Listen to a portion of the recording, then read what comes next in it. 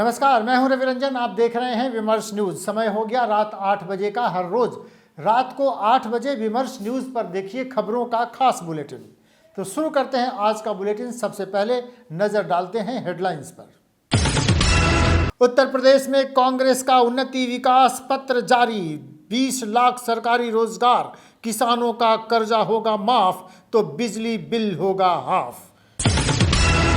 कर्नाटक में हिजाब विवाद का हाईकोर्ट में नहीं निकला हल। बेंगलुरु में लगी धारा 144। अब मामले की सुनवाई होगी बड़ी बेंच में। पटना रिमांड होम की सुपरिटेंडेंट के खिलाफ एक दूसरी लड़की ने भी दर्ज कराया महिला थाना में शिकायत। पीड़िता ने कहा नशे की दवा देती थी वंदना गुप्ता, बाहर के लड़कों को बुलाया जाता था रिमांड होम के भीतर। 7 जजों पर पटना हाईकोर्ट की बड़ी कार्रवाई। अलग अलग जिलों के 7 जजों को काम करने से हाईकोर्ट ने रोका, सुनवाई का भी नहीं दिया समय। कानपुर में 10 साल के मासूम से निर्भया जैसी हैवानियत। बच्चे को अगवा कर आंख में ठोकी कील, सिगरेट से जलाया, फिर गला दबाकर मार डाला। पटना पहुंचते ही लालू प्रसाद यादव ने बीजेपी पर साधा निशाना। कहा देश सिविल वार की तरफ बढ़ रहा, मोदी हैं जिम्मेदार। तो चलिए अब खबरें विस्तार से।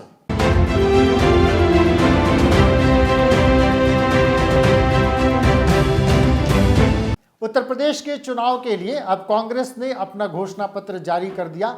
उन्नति विकास पत्र नाम से इस घोषणा पत्र में कांग्रेस ने ये वादा किया है लोगों से कि जैसे ही उनकी सरकार बनेगी 10 दिन के भीतर किसानों का कर्ज माफ कर दिया जाएगा, तो उनका बिजली बिल भी हाफ कर दिया जाएगा। देखिए, बुधवार को पार्टी की महासचिव प्रियंका गांधी ने पहले चरण के चुनाव का प्रचार खत्म होने से एक दिन पहले अपना घोषणा पत्र जारी किया।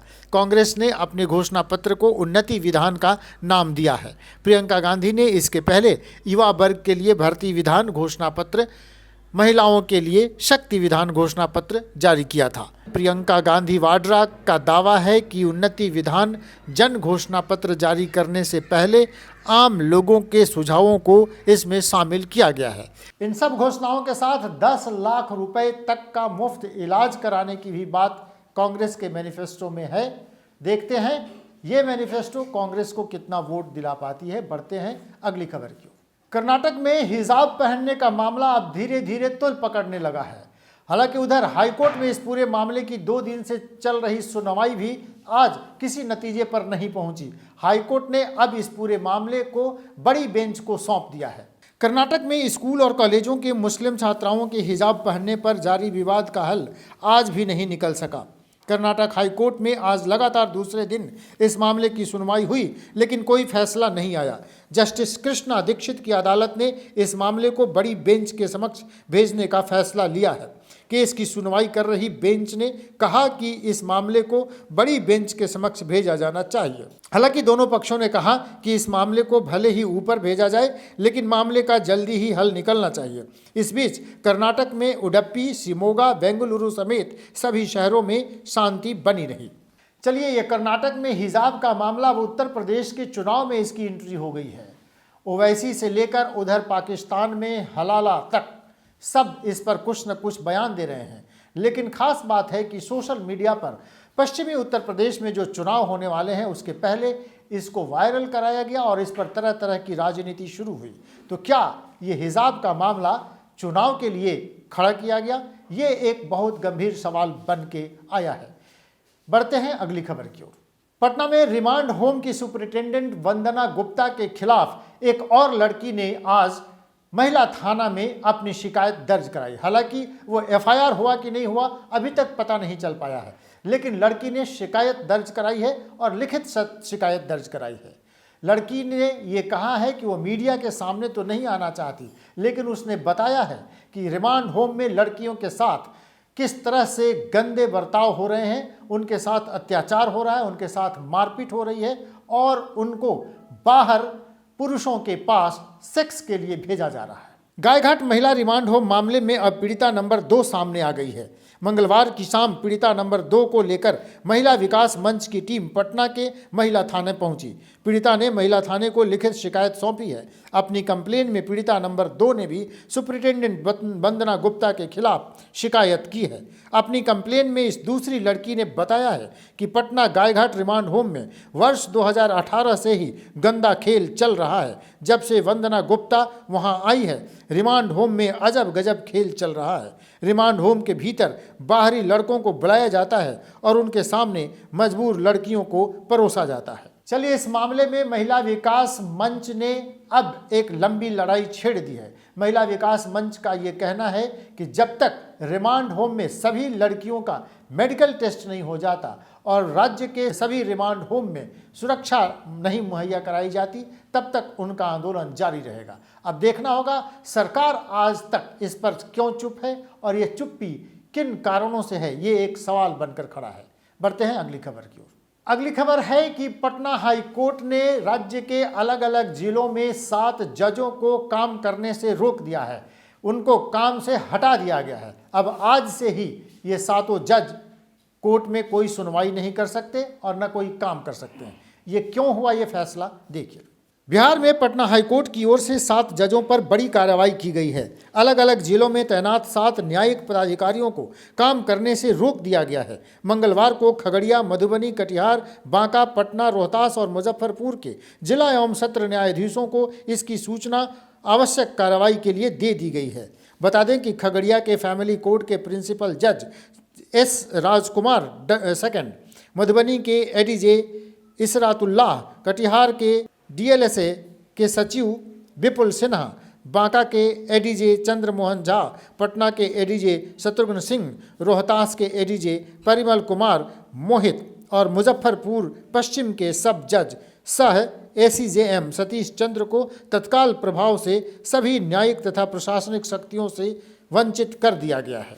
इन 7 जजों के खिलाफ हाईकोर्ट के पास बड़ी शिकायतें आई थीं और उनकी जांच करने के बाद हाईकोर्ट ने इन जजों को काम करने से रोक दिया है। बढ़ते हैं अगली खबर की ओर। अगली खबर उत्तर प्रदेश के कानपुर से है। कानपुर में अपराध की एक ऐसी घटना घटी है जिसको हमें कहते हुए भी शर्म आ रही है और कहते हुए भी, ये खबर आपको सुनाते हुए भी दिल जो है भय और दहशत से भर जाता है। कानपुर में एक 10 साल के मासूम बच्चे के साथ ऐसी हैवानियत हुई, कहा जा रहा है कि निर्भया जैसी हैवानियत ये हुई है। देखिए एक रिपोर्ट। कानपुर में मंगलवार को 10 साल के मासूम दलित बच्चे से दरिंदगी की इंतहा पार कर देने वाली घटना को अपराधियों ने अंजाम दिया है। नरवल के सकट बेहटा गांव में घर से खेलने के लिए निकले मासूम को पहले अगवा किया गया, उसके बाद उसके साथ ऐसी हैवानियत को अंजाम दिया गया जिससे दिल्ली का निर्भया कांड याद आ गया। हैवानों ने मासूम की गला घोंटकर हत्या करने से पहले उसकी आंख में 5 इंच की कील ठोंक दी और उसके प्राइवेट पार्ट को भी छत बिछत कर दिया। घटना के कारण गांव में जातीय तनाव का माहौल बन गया है। पुलिस अधिकारियों के मुताबिक इस घटना में 6 संदिग्धों को हिरासत में लेकर जांच पड़ताल की जा रही है। 10 साल के मासूम बच्चे के साथ ऐसी हैवानियत सुनकर ही सिहरन पैदा होती है। बढ़ते हैं अगली खबर की ओर। बिहार की राजनीति में हलचल पैदा करने के लिए लालू प्रसाद यादव मंगलवार की देर रात पटना पहुंच गए। पटना में बुधवार को पत्रकारों से बातचीत करते हुए लालू प्रसाद यादव ने बीजेपी और नरेंद्र मोदी पर जमकर हमला बोला। राजद सुप्रीमो लालू प्रसाद यादव पटना पहुंच गए हैं। दरअसल राष्ट्रीय जनता दल का कल राष्ट्रीय अधिवेशन होने वाला है। इस अधिवेशन में लालू प्रसाद यादव भाग लेने मंगलवार की देर शाम पटना पहुंच गए। आज अपने आवास पर पत्रकारों से बातचीत करते हुए लालू प्रसाद यादव ने कई मुद्दों पर अपनी विवाद राय रखी है। लालू प्रसाद यादव ने इस दौरान केंद्र सरकार और बिहार सरकार पर निशाना साधा। कर्नाटक में हिजाब विवाद को लेकर लालू प्रसाद यादव ने मोदी सरकार पर निशाना साधा। उन्होंने कहा कि देश सिविल वार की तरफ बढ़ रहा है और इसकी जिम्मेदारी बीजेपी और नरेंद्र मोदी की है। चुनाव की बात नहीं है, इसमें ये बात समझिए इसका तरफ। ये देश सिविल वार पे चला जा रहा है।